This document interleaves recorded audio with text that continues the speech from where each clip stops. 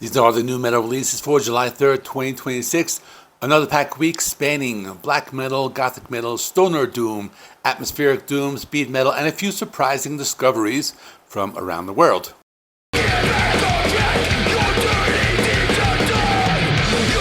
First I have Bloodline with Damage Done. This is a solo album from Mark from Metal Never Dies YouTube channel. He's a good friend, someone who I've collaborated with on many videos.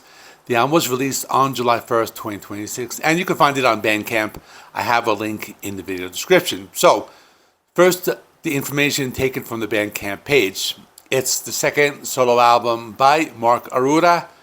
The album is more raw and aggressive, death thrash with late 80s vibe to it, and the lineup is Mark Arura on vocals, guitars, and programmed drums, Colin Wakil, bass, he's on bass, and mixed and mastered by Mark. Now, so the music, some old school thrash metal with some death metal leanings. The opening track, Damage Done, is a great track with a catchy chorus.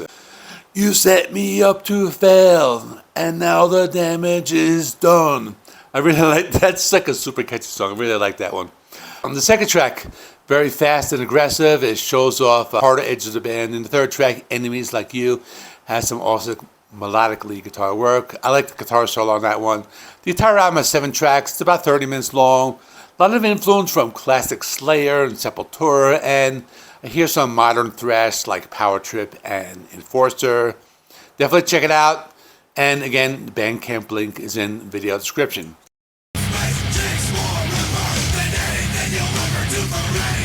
Next up, a single by another friend and another collaborator. I've been on his channel and we've collaborated many times, Brady Fugiel, and he goes under the band name Omentor. This came out last week. I recorded this video before I had a chance to edit, so I would have added it last week. But the single is called Temptations, and it's metalcore and hardcore. Think Killswitch Engage and Hatebreed. It has that mid-2000s aggression. Has these positive and uplifting lyrics, which I like. Riffs are heavy, the breakdowns are crushing. Another awesome song, and his second album is called Discontent and due for release in November.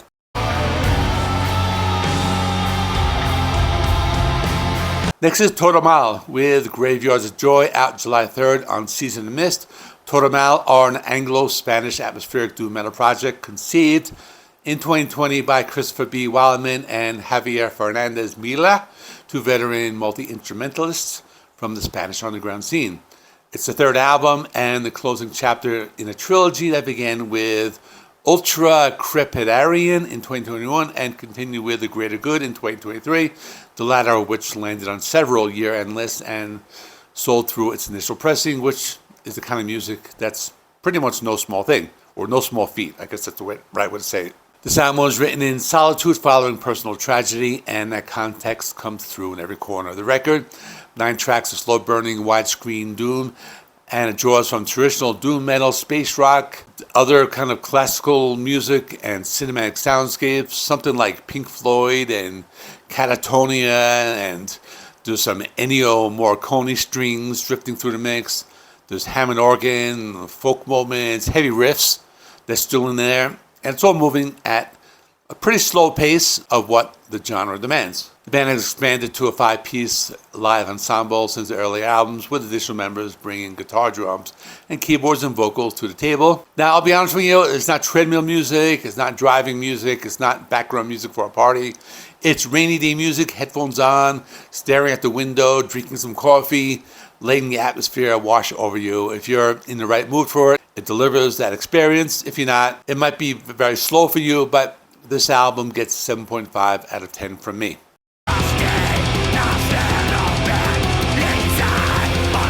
Next is Tsar Stangra with Hymns of the Broken Worlds, or the title's in Bulgarian, something I can't read, so I'm going to put the text on the screen.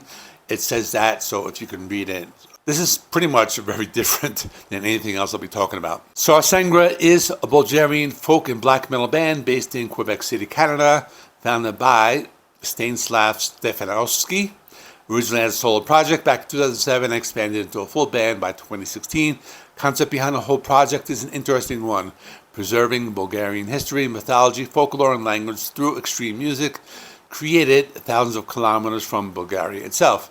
That tension between homeland and exile is built right into the music, and you can hear it throughout. This is their second full length, written over the course of nearly a decade, covers an enormous amount of ground across 8 tracks. You got symphonic black metal evoking ancient Thracian kingdoms, martial northern black metal built around the founding of the First Bulgarian Empire in 681 AD, pagan ritual tracks featuring ceremonial choirs and throat singing, a song about exile and longing for the homeland, drawing from Greek and Balkan melodic traditions, and a closing track that is essentially a defense of the Bulgarian language as a vessel through which cultural memory exists. The album artwork, Bulgarian kukeri, pagan figures standing before a burning Quebec basilica, perfectly captures that the record is actually about.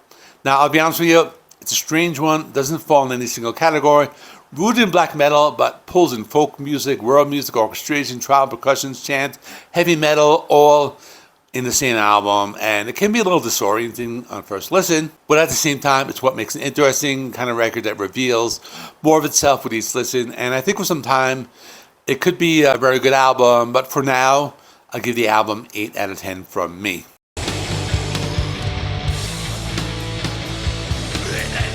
Next is WeedWizard with Blood Cathedral, out July 3rd. This is a German Storm and Doom outfit founded in 2013. This is the second full length following their 2020 debut, Closed Eyes, Open Mind. Band has been building a sound over the better part of a decade through demos, splits, and standalone singles, and Blood Cathedral represents their most fully realized statement. Yet, 8 tracks across 44 minutes, including 7 new songs and a re-recorded version of Down, originally released as a standalone single back in 2022. Now, I'll be upfront with you, stoner metal can be a rough sell for me. A lot of time the tempo drags too much and the guitar tone gets too fuzzy and washed out and everything starts to blur together into one wall of fuzz. Neither of those things is a problem here. What won me over on Blood Cathedral is that there are really old school proto-metal riffs running through the thing, the kind of riff writing that connects back to early Black Sabbath and the foundations of heavy music rather than just leaning entirely on stoner aesthetic. Grooves are heavy, but the music keeps moving, and that makes a real difference. The album moves through crushing riffs, slow doom passages, groove-driven stoner sections with a guest appearance from Ralph of Hellmore on 2 tracks. Lyrically, the band tackles anti-fascism, anti-capitalism, and criticism of organized religion, alongside, and I'm quoting directly from the press materials here, a healthy appreciation for a pipe weed, which feels appropriate. Enjoyable from start to finish, Blood Cathedral gets 8 out of 10 from me.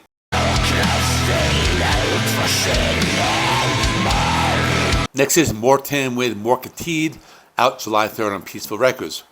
This one has some serious Norwegian black metal history attached to it.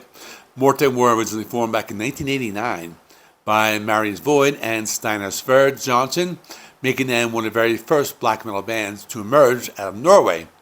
Their early demo, Slow Death, was produced by Euronymous of Mayhem, with Dead handling the cover art and Hellhammer appearing on session drums, which is essentially a who's who of the Norwegian black metal scene. After that, the band went dormant, members going on to form and contribute to Arcticus and Thorns, and both of which became cornerstones of black metal. They came back in 2019 with a proper studio album called Ransvert, and Mørketid is the follow-up, 8 tracks of savage, eerie, often epic black metal combining brooding mid-paced monumental riffs with bursts of hyperspeed intensity.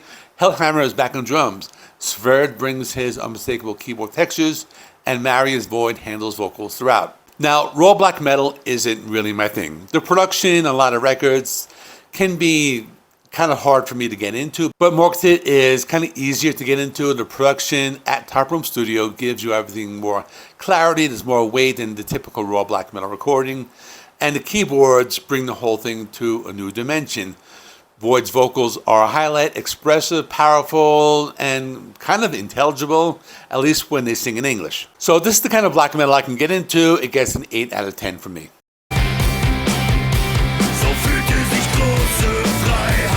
Next is Rauhbein with Rebellen and Helden, which translates to Rebels and Heroes, out July 3rd on Perception, powered by Reigning Phoenix Music. Rauhbein is a German rock band led by frontman Henry, and they've been on quite a trajectory since releasing the first singles in 2021. The first 2 albums both reached number 20 on the German album charts, and the third record, Adrenaline, released in December 2024, climbed all the way to number 10. So it's a band that's clearly connecting with a growing audience in a real way. The sound is a blend of German rock, folk, and Celtic punk, Energetic, direct, honest, built entirely around the live experience. Lyrically, the album moves between personal autobiographical storytelling and broader themes of unity and togetherness, with Henry's central message being essentially that rebels and heroes have always been two sides of the same coin. There's also a healthy sense of humor running through the main record. Tracks like Mein Kampf, which roughly translates to My Podunk Hometown, and C'est la vie apparently features some playful language shifts that keep things from getting too earnest. Now, this is my first time listening to German punk rock, and I'll be honest, it was a good time. Exactly the kind of music you hear blasting out of a pub on a Friday night with a crowd already a few drinks and ready to shout every word back at the stage. Not essential listening by any means, but it's fun. It's just a good time, and it does pretty much what it's meant to do. So I'm going to give this one 7.5 out of 10.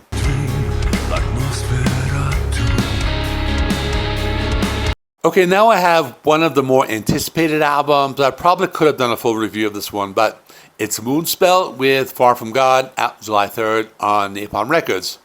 Moonspell is a band I've covered before on the channel. I reviewed their 2021 album, Hermitage, and it's a record I enjoyed quite a bit. So coming into this one, I had a sense of what Fernando Ribeiro and company are capable of. Far From God does not disappoint. It's their 13th studio album, recorded in December 2025, produced by Jaime Gomez Arellano, whose credits include Paradise Lost, Soulfastir, and Ghost, and the production reflects that pedigree.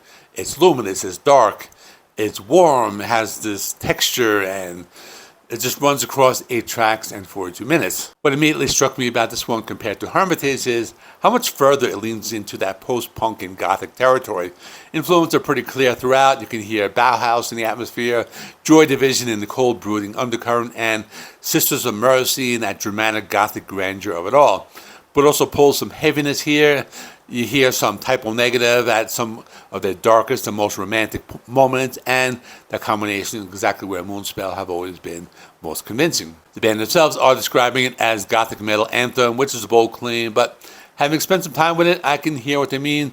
Lyrically explores drifting away from the divine, using vampirism, sacred symbolism, and dark romanticism as vehicles for genuine emotional depth rather than genre window dressing.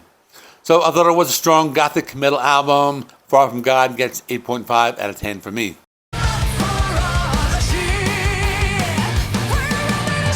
Next is Dominum with Night Is Calling, out July 3rd on Napalm Records. Dominum are a German modern metal band built around the theatrical persona of frontman Felix Helt, who performs as Dr. Dead and leads what the band calls the Living Dead Squad.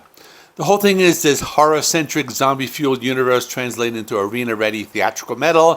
Think cinematic drama, Gothic influences, heavy riffs, the kind of big chorus energy that will not feel out of place on Eurovision. And I mean that in the most literal possible sense. This is some very melodic metal, and it just sounds like something you would hear on the Eurovision stage. But it opens with twisted carnival atmosphere on circuses in town, and moves through zombie anthems and Gothic horror imagery, and there's a heavy metal cover of Michael Jackson's Thriller, which is what it is, and I'll leave it at that. And the album closes with acoustic versions of 2 tracks, which is an interesting choice, but there are so many older songs. I guess my favorite song was the track Night Is Calling, and that features Marina La Torraca of Battle Beast on guest vocals, and I played a clip of that one in the beginning. So I think that was the best song, just because I like the female vocals with this material, and they have a good chemistry between the 2 styles, and I thought it was a good song. But the rest of it was kind of cheesy. I appreciate what they're doing, and I know there's an audience for it. I know a lot of people like this band and this album, but I think for me, it's just not really my cup of tea. But with that being said, I'll give it 7 out of 10. Out of the cauldron and into the soul. I have one more album to talk about, Hellionight with Witch's Sabbat, out July 3rd on Witch's Brew Records. And this one comes with a pretty interesting backstory. Hellionight are a 3-piece speed and thrash metal band from Rifa, Bahrain, making them one of very few metal acts we're covering today that come from the Middle East. Founded in 2016 by guitarist Omar Zainal, who is also known for his work in Bahraini black metal band Smoldering in Forgotten. And the band built a live reputation, anchoring underground festivals across Bahrain and the United Arab Emirates, opening for Nervosa in Dubai, so that's pretty cool. And even landed an open slot at the Obscene Extreme Festival in Europe. So not a bad resume for a band from a scene where most metal fans in the West probably don't really know much about. Which is Sabbat is their debut full-length 8 tracks of blackened speed and thrash metal, heavily rooted in the 1980s extreme metal underground. Influences are right on the surface and proudly worn. Sodom, Venom, Motorhead, Slayer, Toxic Holocaust. And the band makes absolutely no attempt to modernize or soften any of that raw, aggressive, high-intensity riffing with dark, occult, and war-themed lyrics delivered with an in-your-face attitude throughout. What I appreciate here is the tightness of the whole thing. 8 tracks, no filler, no overstaying the welcome. Solid old-school riff after riff. Solid old-school songs, and the kind of guitar work that reminds you why the solid metal connected so hard in the first place. Very enjoyable debut. I'm giving it 8.5 out of 10. So that's it. This week's new metal releases. If you enjoyed the content, please like, subscribe, drop a comment below, letting me know what you're listening to this week. And I always enjoy hearing what you're all spinning. Last week's episode will be appearing on your screen right now. Thanks for watching. Until next time, and I'll see you again.